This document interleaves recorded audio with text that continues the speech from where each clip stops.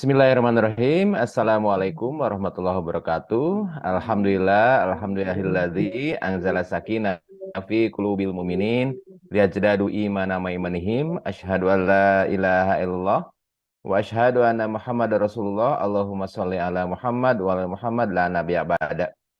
Alhamdulillah Ibu Bapak semua para pemirsa MQ Pagi nih, alhamdulillah yang saat ini sedang menyimak, baik yang menyimak di MQ TV atau yang menyimak di MQ FM beserta seluruh jaringannya di seluruh Nusantara ini, ataupun menyimak di media sosialnya Aagim, ya. Alhamdulillah, semoga pada pagi hari ini kita tetap bersyukur bahwa sampai saat ini kita masih dianugerahi umur oleh Allah. Bahwa sampai saat ini denyut jantung tetap berdenyut ya, Bu Heni, berdenyut kan denyut jantungnya? Ya, Bu Leni gimana? Bisa basi napas? Bisa ya, alhamdulillah. Gitu. Jadi alhamdulillah sampai saat ini ternyata Allah memberikan nikmat yang begitu besar. Nih, tadi kan kita tidur ya. Tidur ada yang 4 jam, ada yang 5 jam. Saya tidur misalnya tadi dari jam 12, jam 1, 2, 3, 4 jam. Nah, dalam 4 jam itu ternyata Allah bereskan semua tuh. Yang tadinya udah penat, yang tadinya udah jenuh begitu ya. Pas bangun, segar alhamdulillah. Ketika kita berangkat tidur, sebetulnya itu banyak tertumpuk sisa-sisa pembuangan yang ada di hampir seluruh sel yang ada di dalam darah. Ternyata pas kita bangun, alhamdulillah Allah memberikan kesegaran kepada kita ya. Artinya semua organ yang Allah amanahkan kepada kita dalam keadaan baik. Nah, untuk itulah kita tak henti-hentinya melantunkan rasa syukur yang terdalam. Karena bagaimana mungkin ketika kita tahu bahwa di dalam tubuh kita ini banyak yang harus diurus, Bu Heni. Ada pankreas, ada liver yang harus diurus tuh ya. Ada ginjal juga, ada lambung, ada usus halus, ada usus 12 jari, ada usus besar dan berbagai macam organ-organ lainnya. Belum lagi otak. Otak itu 20% harus dikasih energi dari semua kebutuhan tuh ya. Belum lagi telinga, hidung dan sebagainya. Dan ternyata itu tidak sederhana. Tapi karena itu sangat rumit, maka Allah tahu tuh, wah kemampuan kita mah kalau disuruh ngurus mata aja seharian mungkin air matanya bisa kering. Kalau disuruh ngurus hidung mah mungkin saraf untuk penghidunya, saraf untuk penciumnya mungkin kering tuh. Akibatnya tidak sensitif lagi. Maka hal-hal yang sangat rumit, hal-hal yang tidak mungkin kita bisa atasi, Allah telah atasi, Allah telah ambil alih semuanya, dan Allah uruskan untuk kita tuh. Wah, Masya Allah. Jadi sebetulnya makin merenungi bagaimana tubuh kita ini tidak sederhana, makin rumit tubuh kita itu dipelihara, sebetulnya makin tidak ada apa-apanya kerumitan yang kita alami itu, kalau kata A'ama ya. Jadi makin nyadar bahwa tubuh kita ini perlu perawatan yang sangat luar biasa. Jadi perawatan teh Bu Endang bukan hanya perawatan skincare begitu ya, bukan hanya perawatan wajah Bu Yuniarti ya, tapi bagaimana merawat sel-sel yang ada di dalam wajah yang jumlahnya itu miliaran. Sel-sel kulit yang memerlukan nutrisi kadar natrium, kadar kalium, kadar klor itu yang beragam, ternyata Allah rawat tuh dengan baik. Buktinya, ya buktinya wajah kita masih ada tuh kan ya, masih utuh ya. Tidak ada yang hitam begitu ya karena kekurangan oksigen, jaringannya mati. Tidak ada jaringan yang melepuh begitu ya karena rusak, karena infeksi. Ya kalau jerawat dikit-dikit makan itu variasi ya. Ya Zaki. Jadi ibu bapak semua, intinya makin kita menelusuri betapa wajah kita itu, betapa tubuh kita ini ternyata tersusun dari berbagai macam jenis sel dan berbagai macam jenis sel-sel penunjang yang semuanya itu ternyata diurus oleh jalinan-jalinan pembuluh darah untuk memberi makan, ngasih oksigen dan sebagainya. Dan ketika sadar semua itu, maka nikmat Allah lah yang bisa memelihara semuanya itu. Bahkan nih, saya naik dari lantai apa namanya di bawah itu ya, naik lift begitu ya, sampai ke lantai 21. Nah itu mah kalau misalnya gaya gravitasinya tidak seimbang saja, mungkin kita itu merasa berat dan merasa melayang gitu ya. Tapi Allah ciptakan semuanya itu dengan sangat presisi, Masya Allah. Nah, ibu bapak semua pada kajian pagi hari ini, jadi setiap kajian jangan lupa kita buka dengan syukur ya, Pak, Bu ya. Karena syukur itu tahapannya itu macam-macam. Wah, sedikit ini ya sebelum kita buka bahasan. Ada yang bersyukur itu ketika nikmat itu dikurangi atau dicabut. Contoh, ketika tadinya biasanya bisa jalan begitu ya dengan cepat dari kamar ke kamar mandi, terkena asam urat aja. Asam uratnya 9,9 sehingga engkelnya atau kakinya itu nyeri ketika digerakkan, maka akan lama kan gerakannya. Ya Allah, terima kasih biasanya saya bisa berjalan dengan lancar, sekarang ternyata agak tersendat-sendat. Ampun ya Allah atas kelayan mensyukuri nikmat. Jadi syukur tingkat paling rendah tuh, Bu. Jadi ketika nikmat itu dikurangi atau nikmat itu dicabut, ya mau nggak kita baru bersyukur ketika nikmat itu dikurangi? Mau nggak kita baru bersyukur nikmatnya kaki setelah adanya adanya luka, adanya borok karena diabetes? Mau nggak? Nggak mau, ya. Jadi kita bersyukur itu setelah nikmat penciuman itu dikurangi, ya. Contoh misalnya kena COVID kemarin kan nggak mau. Nikmat mata itu baru kita syukuri ternyata sudah -12. Kan nggak mau juga ya. Nikmat mata itu baru kita syukuri setelah operasi katarak. Wah, ternyata nikmat mata ini amat mahal. Kemarin saya buram penglihatan, harus operasi katarak. Jangan sampai kita bersyukur ketika nikmat itu dikurangi atau dicabut. Kalau ketika nikmat itu dikurangi dan dicabut itu tidak bersyukur juga, waduh, ini kata bahasa Cinanya mah kacida, terlalu begitu ya. Nah, syukur yang kedua, tahapan berikutnya nih yang agak keren. Kita bersyukur ketika kita membandingkan. Alhamdulillah saya mah bisa jalan. Orang itu mah udah 3 tahun stroke, ya, ngangkat badan aja susah. Alhamdulillah saya ternyata bisa bisa jalan. Orang lain kecelakaan kemarin baru dioperasi. Alhamdulillah. Itu artinya dengan membandingkan antara nikmat yang telah diterima oleh diri dengan nikmat yang lebih rendah syariatnya ya. Syariatnya yang diterima oleh orang lain. Nah, ini syukur tingkat kedua. Ini juga sebetulnya nggak jelek-jelek amat sih ya. Tetapi syukur ini harus disertai dengan doa. Syukur atas nikmat yang ada dalam diri kita dan doa kepada sahabat-sahabat kita yang mungkin nikmatnya sedang dikurangi. Syariatnya menurut kita. Padahal siapa tahu itu sedang dikasih sayang oleh Allah dengan tidak bisa berjalan ya.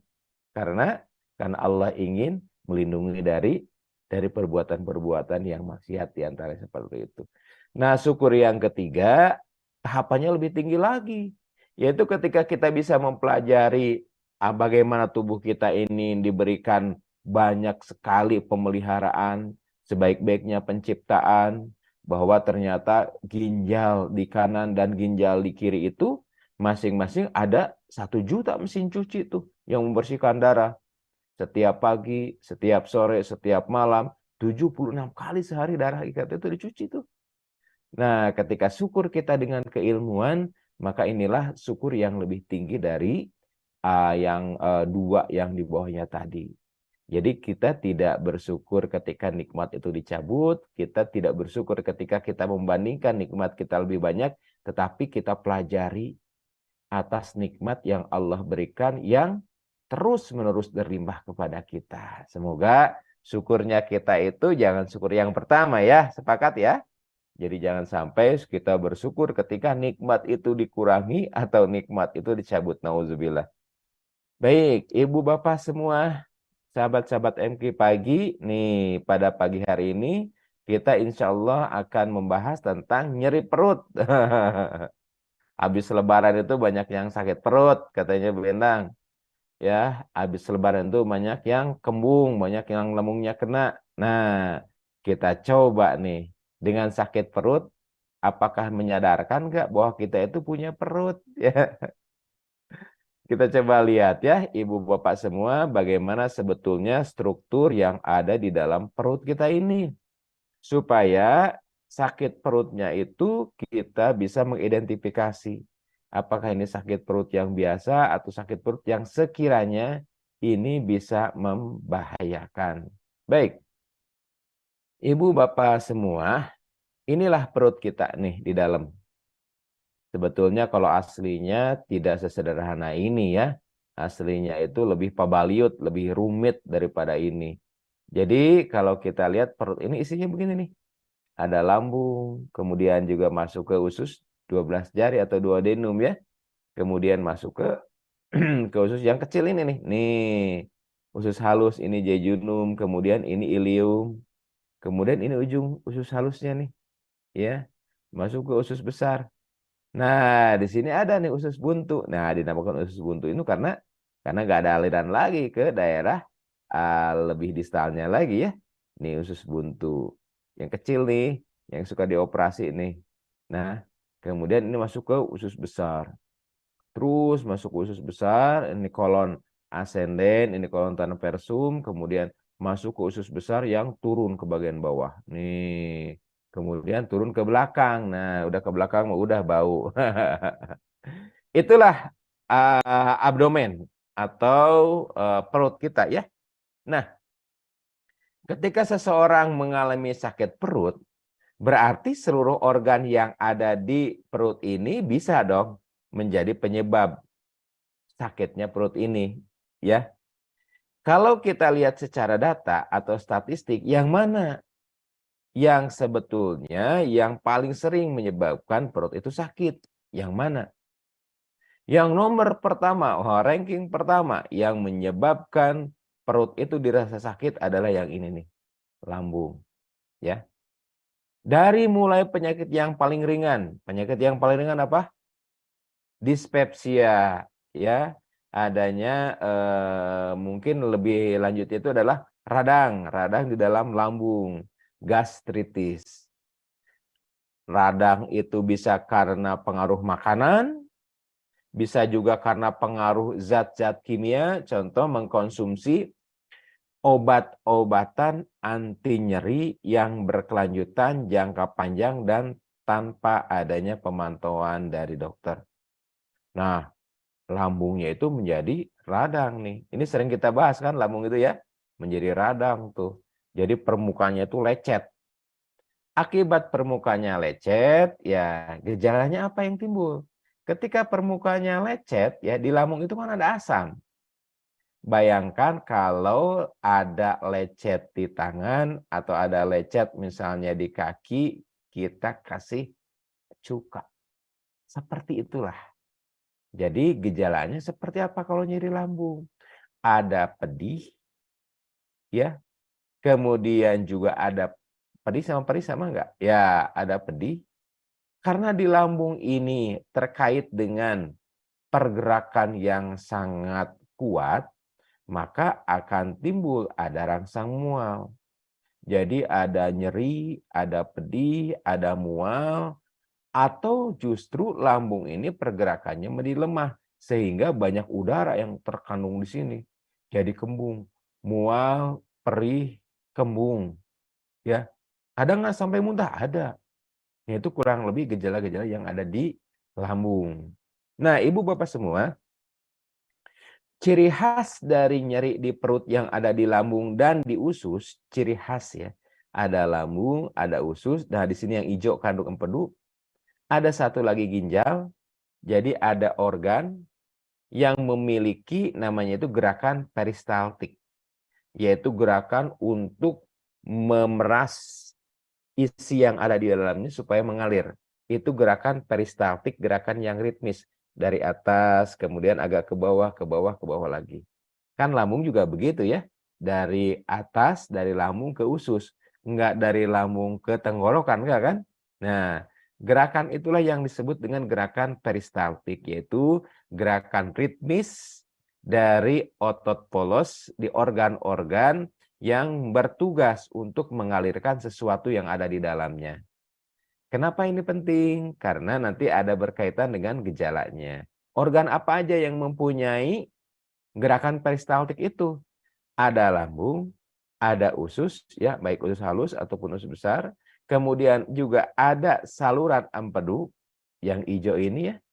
Dan yang ketiga adalah organ yang di bagian belakang tuh, di ginjal, di ureter, kan dia juga harus mengalirkan air ya, air kencing. Nah, apa bedanya nyeri pada organ-organ yang mempunyai gerakan peristaltik tadi? Ada yang disebut dengan nyeri kolik, ibu bapak semua. Apa dok nyeri kolik? Nyeri kolik itu nyerinya yang tiba-tiba, nyerinya itu kalau kita ibaratkan ya, kadar nyerinya itu sangat tinggi, intensitas nyerinya itu tinggi, begitu ya. Dan ketika nyeri itu hilang, maka seolah-olah nyeri itu tidak ada. Jadi timbul tuh suka nyeri seperti diperas. Ya kan? Nyerinya gimana, Bu? Oh, pokoknya nyeri seperti diperat-perat. Kemudian nyerinya terus-menerus enggak? Enggak. Kadang-kadang beberapa saat diam.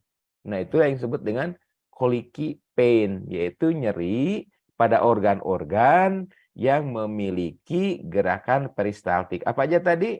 Ada saluran pencernaan ya, ada lambung, kemudian ada usus ya. Kemudian ada saluran empedu. Yang ketiga ada saluran air kencing ya di belakang, di pinggang. Itu yang disebut dengan nyeri kolik ya. Nah, nyeri kolik juga bisa didapatkan pada penyakit yang ada di lambung. Demikian juga bisa ada penyakit yang ada di usus ya.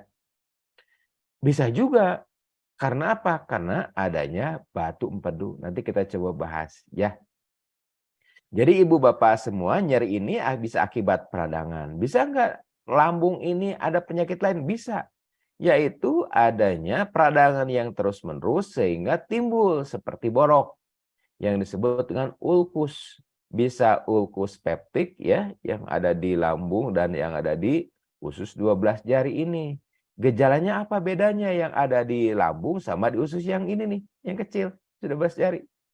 Kalau nyerinya itu begitu makan langsung nyeri, maka kemungkinan gangguannya di lambung, ya. Kalau begitu makan tidak nyeri, tetapi setengah jam kemudian, 20 menit kemudian baru nyeri, berarti nyerinya itu ada di bagian setelah lambung kan. Ketika luka itu terisi makanan, kemungkinan akan terjadi gesekan kan. Maka langsung nyeri kalau lukanya itu ada di lambung. Kalau nyeri lukanya itu ada di usus 12 jari, maka beberapa saat setelah makan baru dirasakan nyeri. Itu biasanya pada ulkus peptik ya, tipe 2, tipe 3 yang ada di daerah usus 12 jari.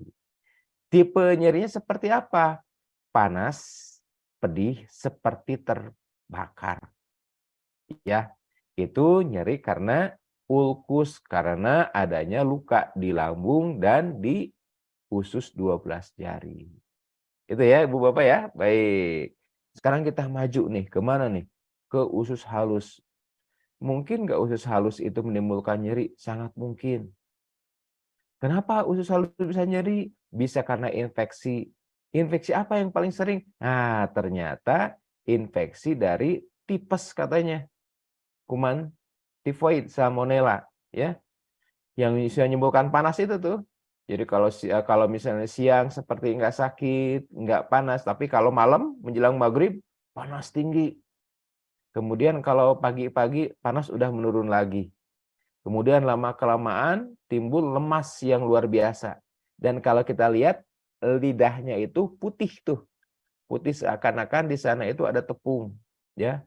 Dan putihnya itu lama-lama warna-warna kekuningan dan kecoklatan. Kekuningan itu bukan ke kampung saya ya. Agak kuning warnanya itu. Kekuningan itu bukan berarti ke Garut, ke Tasik ya. Jadi lidahnya itu agak kecoklatan.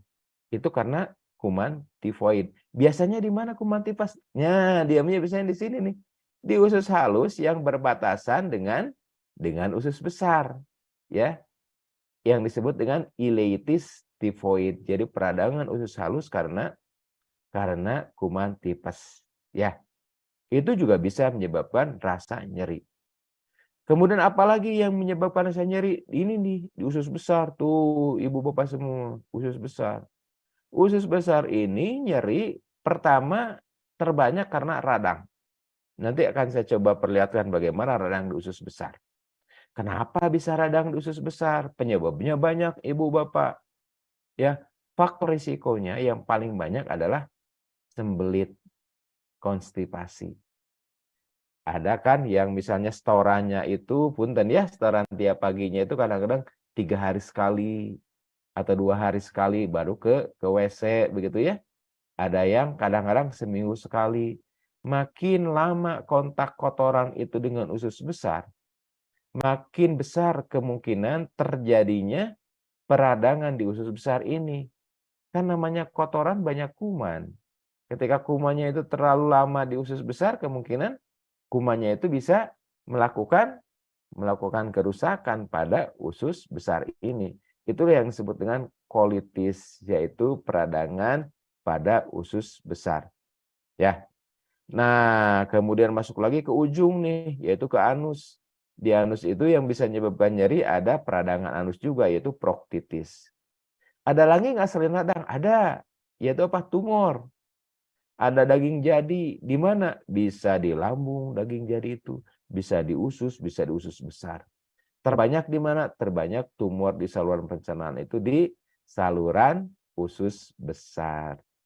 Itu ya, kurang lebih gambaran umum seperti itu. Nah, nanti kita coba lihat secara detail lagi sama gejala-gejalanya. Nah, Ibu Bapak semua, jadi kalau kita lihat dari datanya di sini, punten ya, oh ini agak menghalangi ternyata. Nih, yang menyebabkan nyeri di daerah perut ini, ternyata kalau kita lihat penyakitnya itu banyak ya. Ini yang terdata. Kalau kita lihat dari angka ya, yang bisa menyebabkan ini pada laki-laki, pada perempuan ternyata berbeda-beda ya. Tapi kalau kita lihat yang paling sering ternyata bukan di bagian perutnya, tapi di bagian pinggang. Apa yang ada di bagian pinggang? Kalau menurut data ini yaitu adanya gangguan dari saluran air kencing. Nyerinya gimana? Sama, saluran air kencing kan tadi punya punya punya gerakan yang disebut dengan peristaltik ya, yaitu gerakan ritmis. Nah, ketika dia memeras, ketika ada yang diperasnya itu ada luka, maka dia akan nyeri sangat luar biasa. Ketika perasaannya itu lepas, maka nyeri itu seakan-akan turun, gitu ya. Nah, itu kurang lebih kalau kita lihat dari data statistiknya. Nah, kalau begitu, sebelum ini akan saya sampaikan ini dulu ya, punten. Nah, gejala-gejalanya, punten. Dok, bisa nggak nyeri perut itu karena penyakit lain selain yang ada di perut? Sangat bisa. Penyakit apa? Penyakit jantung.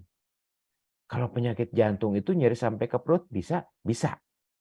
Di mana nyerinya itu daerah sini nih. Kalau sakit jantung nyerinya yang merah ini, punten ibu bapak.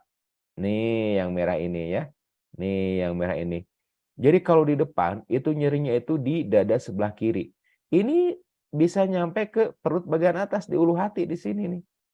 Sehingga beberapa kejadian sakit jantung itu disensasi seperti itu penyakit mah, itu penyakit biasa. Biasa juga nanti sembuh sendiri. Iya kan?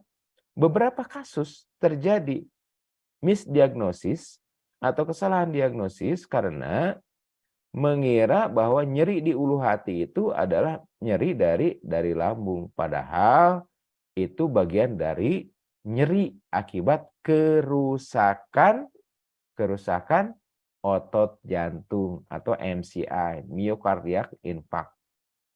Apa bedanya, Dok? Nah, ini yang perlu diperhatikan Ibu Bapak semua. Nyerinya itu bisa nyeri bersifat tajam ataupun bersifat tumpul di sini. Nyeri tajam itu seperti misal ditusuk oleh jarum. Nyeri tumpul itu seperti ditekan atau dipres, kurang lebih seperti itu ya. Nyerinya di mana? Di daerah dada sebelah kiri di sini. Dan nyerinya itu lama-kelamaan menjalar kemana? Ke lengan nih. Nih, yang merah ini Ibu Bapak punten lihat. Andai kata ada nyeri dada, kemudian juga menjalar ke daerah lengan atas, lengan bawah. Nyerinya itu bisa seperti ditusuk di bagian dalam, atau nyerinya itu seperti dipres, nyerinya itu makin lama makin berat, kadang-kadang menurun, kemudian nyeri lagi. Dok, apa bedanya dengan kolik? Kalau kolik nyerinya itu tiba-tiba, ya, tiba-tiba nyeri seperti di perut, tiba-tiba hilang.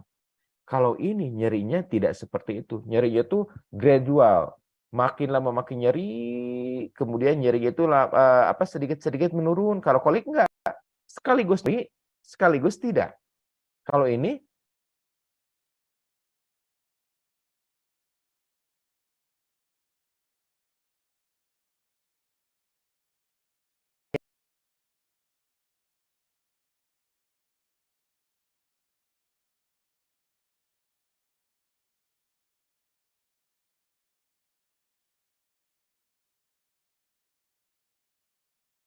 itu nyerinya juga mempunyai sifat lain, yaitu ada penjalanan ke daerah punggung. Nih, juga ini, ibu bapak yang mendengar di radio, di bagian punggung ini, kalau dia ada sesuatu di jantung, bisa ada sensasi nyeri juga. Jadi nyerinya itu menjalar dari dada ke bagian bahu, kemudian juga ke bagian lengan, atas lengan bawah, dan di daerah punggung. Itu nyeri kadang-kadang disarukan nyeri dengan nyeri di bagian perut, karena sering terjadi juga nyeri di ulu hati. Sakit jantung, ibu bapak semua, begitu ya, dok, katanya dari biji cabe, katanya dari biji, begitu ya, dok, katanya dari biji cabe, katanya dari biji jambu, ya, itu sangat jarang ibu bapak. Kebanyakan sumbatan itu karena kotoran yang mengeras yang disebut dengan fekolit, ya. Nah, kenapa itu bisa menyebabkan pecah, dok, usus buntunya? Kenapa bisa menyebabkan infeksi? Usus buntu ini ibu bapak semua, atau gini, semua bagian dalam dari usus, di dalam tuh ya, itu menghasilkan lendir. Untuk apa? Untuk mempermudah diantaranya proses majunya proses majunya isi dari usus tadi, ya, agar mudah mengalir. Ibaratnya oli pelumas gitu ya. Nah, di dalam selain pelumas juga macam-macam isinya. Ada yang mengisi antibakteri, ada yang mengandung juga sistem pertahanan tubuh dan lain sebagainya ya. Nah, di dalam usus buntu seperti ini juga dihasilkan nih lendir, nih memproduksi mukus. Berapa diproduksinya? Diproduksi itu sebesar rata-rata 0,3 ml ya. 0,3 ml. 0,3 cc ya. Sedangkan volume dari usus buntu ini adalah 0,1. Jadi ketika tersumbat di sini ya harusnya kan begitu dihasilkan nih keluar ke usus besar.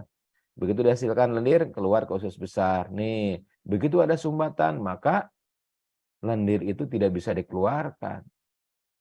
Ya. Yang tadinya volumenya hanya 0,1, produksinya 0,3 ya. Jadi tekor tuh, sekali kesumbat di sini maka gampang sekali bengkak. Ya. Makanya kalau usus buntu itu biasanya rata-rata itu tidak kurang dari 24 jam udah kerasa banget tuh nyerinya.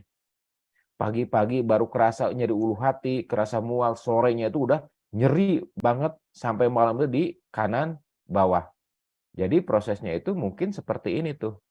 Radang ya. Di sini ada sumbatannya, terlihat punten nih. Ini kalau dioperasi ya, Ibu Bapak. Ini sumbatannya, ini proses radang itu bengkak sini. Lama-kelamaan kalau ini bengkak, lama-kelamaan ini akan timbul karena di sini tidak bisa keluar ya ke usus besar, ini usus besar, ini usus halus. Lama-kelamaan ini bisa bengkak, bengkak, bengkak, kemudian pecah. Kalau sudah pecah ini agak repot urusannya ya. Kalau udah pecah seperti ini teman-teman tuh. Rumit, rumit ya secara syariat. Ini usus buntunya udah pecah nih, udah compang-camping. Terakhir saya operasi usus buntu itu kurang lebih 4 hari yang lalu ya. Nah, ini udah timbul apa namanya abses, borok. Boroknya itu diameter 10 cm itu ya. Nanah isinya. Nah, ini usus buntunya tuh. Yang tadinya kan mulus seperti ini ya. Ini masih dalam 24 jam. Tapi kalau misalnya lebih dari 3 hari, 4 hari seperti ini kejadiannya. Tuh. Jadi sudah borok dan sudah pecah. Inilah yang disebut dengan abses, periapinikular abses ya. Udah timbul borok, timbul nanah, dan sudah terjadi perforasi, timbul pecah. Ini risikonya besar sekali ya, bisa timbul peritonitis dan kumannya itu menyebar ke seluruh darah yang disebut dengan sepsis. Jadi waspada jika ada nyeri yang dimulai dari ulu hati, kemudian menyebar ke perut kanan bawah, kemudian nyerinya terus-menerus. Segera periksakan ya. Kita lanjut ya, Ibu Bapak semua. Dok, kok serem? Bukan nakut-nakuti, karena ini memang sering terjadi seperti ini Ibu Bapak semua ya. Dok, bisa nggak dengan obat dulu? Kan seperti itu ya. Nih Ibu Bapak, jadi kalau misalnya sumbatan seperti ini hampir tidak bisa lepas dengan obat. Ini sudah tertanam, sudah trapping di sini ya. Sudah trap di sini, jadi sudah terjerat di sini. Sehingga usus buntunya harus dibuang segini nih. Dibuang, tuh. Dok, ada nggak efek samping kalau usus buntu dibuang? Pertanyaan sering seperti itu ya. Sebetulnya usus buntu pun memproduksi sistem pertahanan tubuh, imunoglobulin A diantaranya ya. Nah kalau dibuang bagaimana? Ternyata imunoglobulin itu juga dihasilkan oleh usus yang lain begitu ya. Jadi fungsinya itu sebetulnya bisa diambil alih oleh usus-usus yang lain begitu ya. Ini usus buntu atau appendicitis atau appendik. Letaknya di mana? Di kanan bawah ya. Jadi kalau ada nyeri yang berkaitan dengan usus buntu, yaitu nyeri di kanan bawah secara tiba-tiba, nyerinya itu makin lama makin nyeri, ditekan juga makin nyeri, maka segera diperiksakan untuk memastikan. Kemudian apalagi penyebabnya? Ini Ibu Bapak masih ingat tadi? Ini adalah betul, ini saluran empedu ya. Di empedu juga sama tuh. Bisa ada apa? Bisa ada radang, bisa ada infeksi, bisa ada tumor, bisa juga ada batu. Nah, ini batunya kayak gini nih. Nih. Ini empedu yang sudah kolesistektomi ya. Beberapa kali saya melakukan operasi kolesistektomi ini ya. Batunya itu ada yang lebih dari 80, kecil-kecil kayak gini nih. Ada yang kayak pasir. Kalau ini batunya lucu-lucu kalau ini ya. Ini kurang lebih sebesar diameter 8 mili ya. Lucu-lucu kayak gini tuh. Ini ukurannya hampir sama semua. Ada juga yang gede tuh. Segede diameter yang paling besar yang pernah saya operasi itu sebesar 6 apa 8 gitu ya. Sebesar gini nih. Sebesar lebih besar dari telur lah ya, sebesar dari telur. Nih, ini batu empedu. Nah, bagaimana nyerinya sama colicky pain? Punten sekedap. Maaf ya. Bentar. Bentar. Colicky pain sama. Jadi nyeri tiba-tiba kemudian hilang lagi. Nyeri tiba-tiba hilang lagi. Di mana lokasi nyerinya? Di perut kanan atas. Kemudian menjalar kemana? Menjalar ke punggung ya. Itu ciri dari nyeri batu empedu. Apa faktor risikonya? Katanya kalau dulu katanya 4F ya. Yang pertama banyak batu itu pada female, pada perempuan. Ya, jadi perempuan memang menderita kemungkinan terkena batu empedunya lebih besar. Kemudian pada female, kemudian fatty yaitu pada orang yang mempunyai berat badan yang obesitas atau lebih body mass index-nya tinggi gitu ya. Jadi orang yang gemuk, orang yang berlemak ya.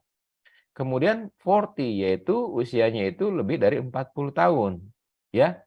Kemudian ada yang dikatakan dengan F berikutnya ada 5 children.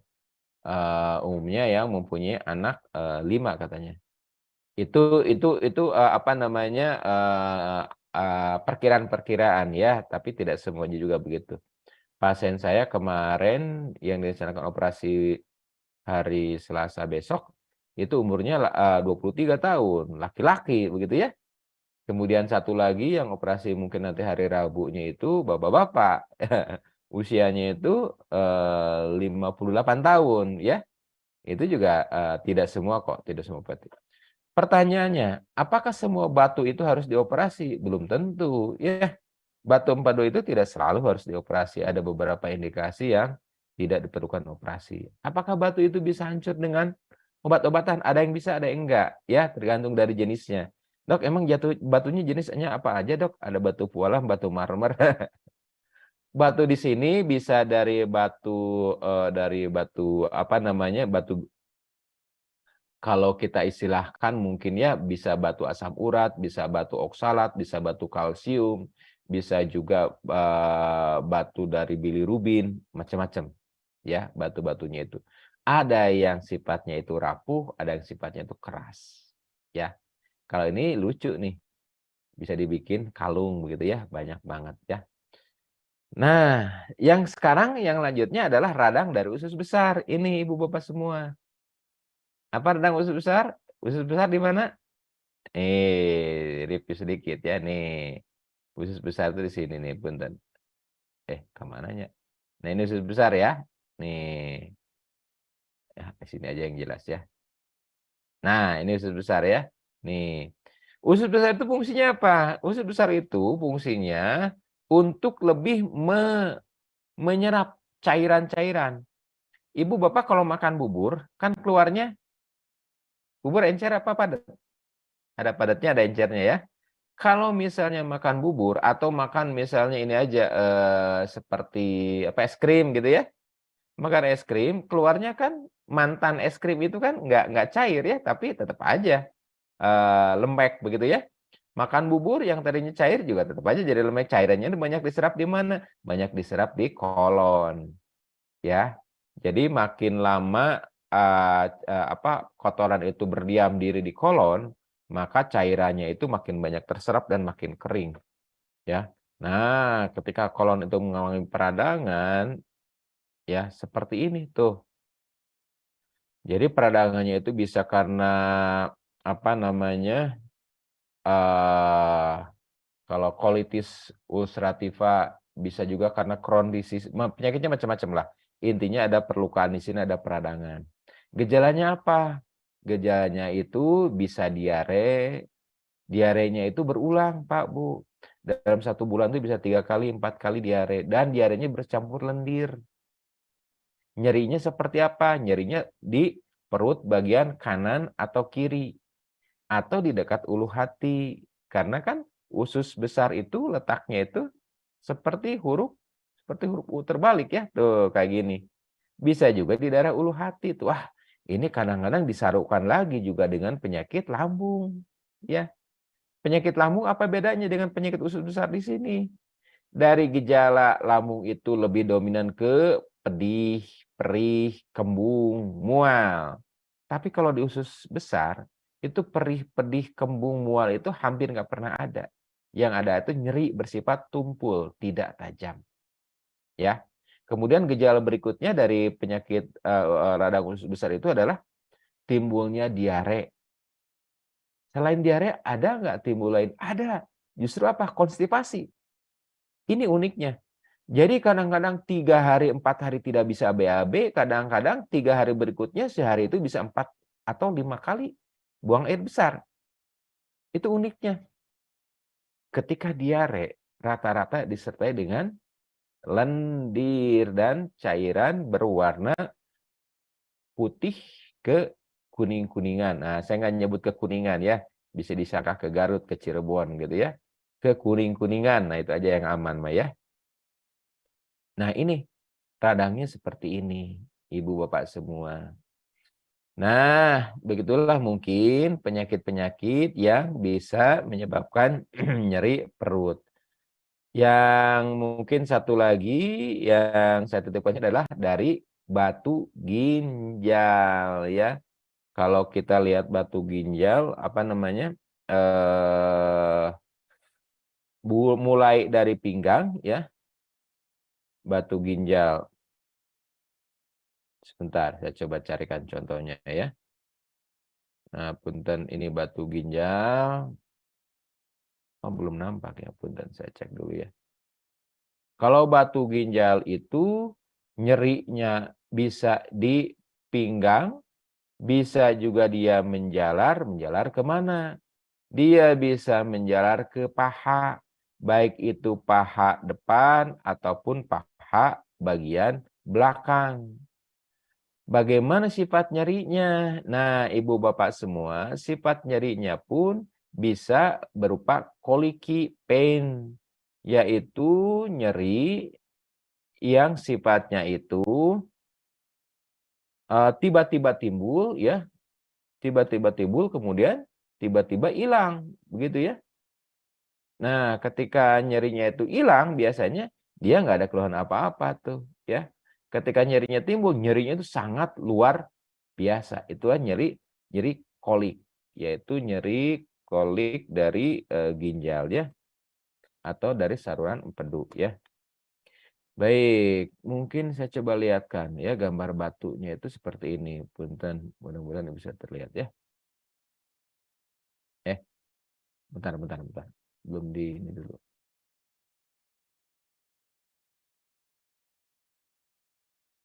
Nah, bisa nampak ya, Ibu Bapak semua ya. Nah, seperti ini ya. Nah, seperti ini. Ini dari ginjal ya. Ada nggak bedanya dok nyerinya di ginjal apa namanya dan di salurannya? Kalau nyerinya di ginjal di bagian dalam dan tertanam seperti ini tidak bergerak umumnya jarang menyebabkan nyeri. Bahkan batunya segede apapun biasanya jarang. Justru yang nyeri itu yang batunya kecil-kecil yang dia bisa bergerak ke sana kemari. Apa bahayanya? Bahayanya itu adalah sumbatan.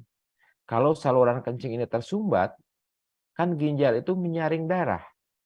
Darah masuk ke ginjal, darah dicuci di sini, kotorannya itu berupa air kencing. Ketika air kencing itu diproduksi, di sini ada sumbatan, maka ginjalnya bisa lama-kelamaan bengkak. Bengkak, bahkan saking bengkaknya, itu ginjal bisa sebesar bola basket. Bisa, betul. Saya pernah lihat kasusnya. Ya, ginjalnya itu jadi tipis. Itu dia yang disebut dengan hidroneprosis. Ya. Nah, ketika batu ginjal ini misalnya turun, nih salurannya kemana? Salurannya ke pinggang, kemudian ke bagian perut depan ya, ke kandung kencing. Nah, ketika batunya itu turun, kemungkinan ini nyerinya sangat luar biasa. Itulah colicky pain-nya itu di sana. Nah, kurang lebih Ibu Bapak begitu ya. Mudah-mudahan ini bisa menjadi pencerahan.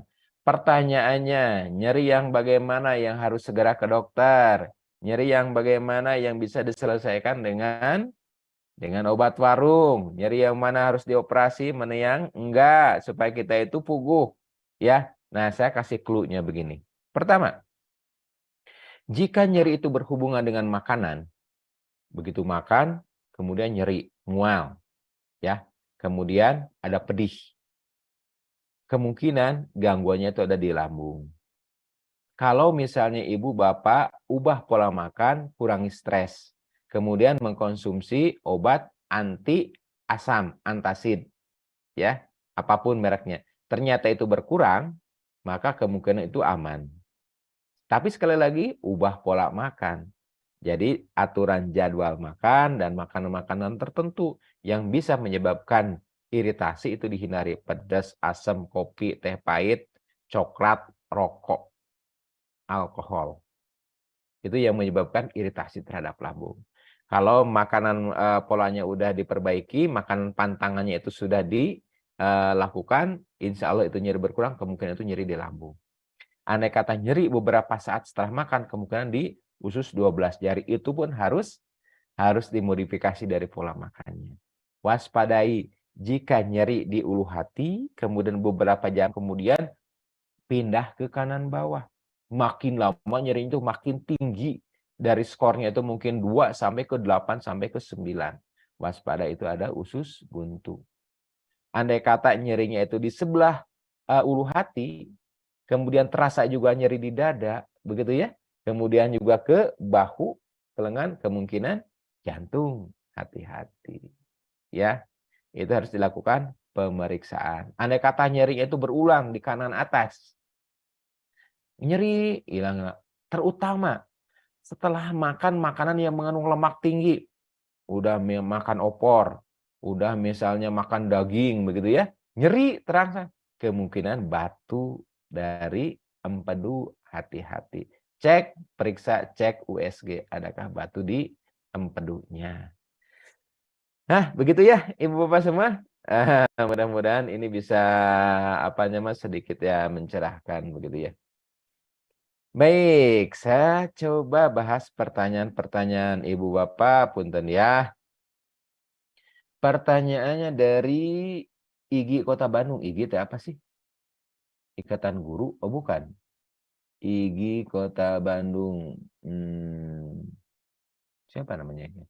Dok, saya sedang sakit ambeien, tapi masih ada benjolan sisa di samping anus dan tidak sakit.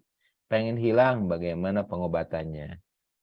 Ketika ada keluhan ambeien, ambeien itu kan ada dua macam. Ada hemoroid interna, ambeien dalam dan luar ya. Ambeien dalam itu ada 4 grade. Grade 1 itu tidak ada benjolan yang keluar ketika BAB ya.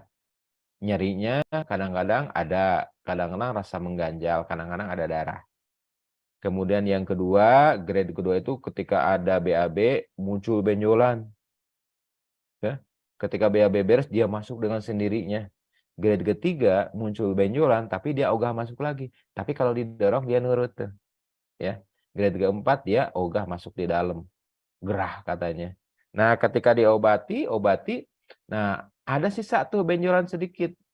Biasanya itu kulitnya warna itu sama dengan kulit sekitar. Ya, itu sudah menjadi skin tag namanya itu. Apakah itu berbahaya? Umumnya tidak berbahaya. Bagaimana kalau ingin hilang? Nah, kalau ingin hilang seluruhnya biasanya nggak bisa. Kalau hilang total bagaimana? Ya udah dioperasi aja. Kalau nggak dioperasi bahaya nggak? Kemungkinan nggak berbahaya. Gitu ya. Bisa nggak di apa namanya diterapi dengan obat-obatan? Bisa, cuma memerlukan waktu yang agak lama. Ini tuh pertanyaan teh banyak, punten. Maaf ya, maaf. Ternyata banyak di atasnya. Baik, pertanyaan berikutnya dari Ibu Ratmi. Dok, izin bertanya, konsumsi apa D3? Vitamin D3 ya. Apakah ada efek sampingnya? Vitamin A, vitamin D, vitamin E, dan vitamin K, A, D, E, K, itu vitamin yang larut di dalam lemak. Ya, jadi kalau konsumsi berlebihan juga ini akan bermasalah. Jadi bagaimana tahunya ini berlebihan atau tidak? Ukur kebutuhan hariannya berapa, kemudian konsumsinya berapa. Vitamin A, D, E, K itu vitamin yang larut dalam lemak. Kalau vitamin yang lainnya larut dalam air, kalau berlebihan itu sangat mudah untuk dikeluarkan ya. Kemudian dari Cikajang, terima kasih kiriman dodolnya. Nah, dok, saya mau bertanya. Saya kan susah BAB, keluar, tapi cuma sedikit. Itu juga malam hari aja. Baik-baik. Jadi gini, Bu. Bagaimana caranya agar BAB itu lancar? BAB lancar ini bisa mengurangi kejadian penyakit saluran pencernaan sampai 30%. Besar banget. Bahkan BAB lancar itu bisa mengurangi setengah dari kasus wasir. Itu yang saya baca. Bagaimana caranya biar BAB lancar? Ada empat cara. Punten, perhatikan baik-baik. Pertama adalah kecukupan serat, fiber. Fiber itu kan udah pernah kita bahas ya, ada soluble fiber, ada insoluble fiber. Jadi pendek kata begini, biar praktis mah sehari itu makan agar-agar 1 bungkus aja ya. Agar-agar itu powder tuh ya. Kemudian tambah sayur dan tambah buah terserah. Yang kedua adalah cairan. Konsumsi cairan. Nih, aduh punten ini iklan lagi botolnya ya. Konsumsi cairan harus terukur. Jadi Bapak Ibu beli aja tumbler. Ini punya berapa liter ini yang ada di hotel saya nggak tahu ya. Ini kurang lebih 1 liter ya. Jadi dua yang kayak gini, 2 tumbler nggak kelihatan ya. Nah 2 tumbler kayak gini ini harus ada di rumah nih atau di kantor supaya apa ada ukur itu harus habis. Ketiga adalah olahraga. Olahraga sehari itu jalan 6.000 meter gitu ya. 6.000 langkah. Yang keempat adalah wajibun, kuduun, harusun store tiap hari mau ingin maupun enggak ya. Itu Ibu Bapak semua. Baik Ibu Bapak yang ada di media sosial ataupun yang ada di MKTV, waktu kita ternyata sudah habis. Semoga ini bisa menjadi pencerahan bagi kita semua. Bagi sahabat-sahabat yang di Zoom, insya Allah ini akan saya bahas ya. Insya Allah pertanyaan-pertanyaan akan saya jawab. Kita pamitan dulu teman-teman yang ada di Medsos Agim dan yang ada di MKTV dan MKFM. Subhanakallahumma wa bihamdika asyhadu an la ilaha anta astaghfiruka wa atubu ilaik. Assalamualaikum warahmatullahi wabarakatuh.